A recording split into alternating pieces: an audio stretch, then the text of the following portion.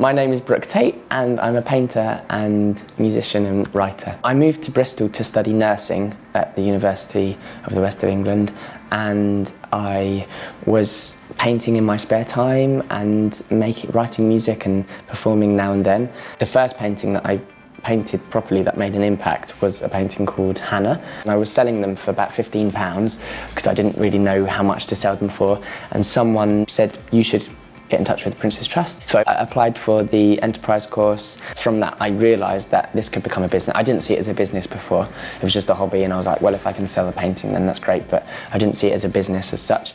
Yeah, so I've learned so much. When I got to the course, I hadn't done something like that for quite a while, and it was just a breakdown of like, what's your audience, what marketing strategies would you use. I'd never considered anything like this. Financial side, like tax and what kind of business you are, and all of this was sort of new to me. Half of it was going over my head, but I was like, come on, I need to learn this. But it was like, okay, there's so much here that I can learn and I can put into practice. And it was kind of slowly building from around one painting. Over those 4 days, my whole mindset changed, and I was like, yeah, I think I can do this. I wrote a business plan, then I got a mentor, met him, and we had a chat, and I was saying, oh, I like to do this, and I like to do music, and I like to do books, and da-da-da, and he was like, right, well, I'll just help you with your painting for now. Let's like use that as your product. And that relationship built, and we planned going forward, okay, what markets am I going to turn up to? And I've done different art fairs. Through the Prince's Trust Will It Work grant, I got £250 to put towards my first art fair. So this painting is going to London, which is a big milestone for me. The latest thing that I've written was a book called Mr. McGlump.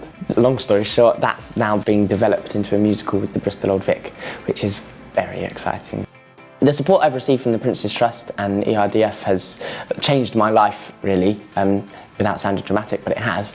I think we grow up thinking that we can't do something that we enjoy as a job, or without a degree or without some extensive years studying.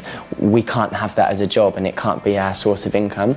Whereas through the Prince's Trust, even with the slightest seed of an idea, you can go along and you'll talk to people, and just the skills that you attain there give you the tools to build your own business. If you have any sort of vision, or if you feel like you don't know what that vision is, but you feel like in you've got some little fire, they've got the engines that can drive that energy into the right direction.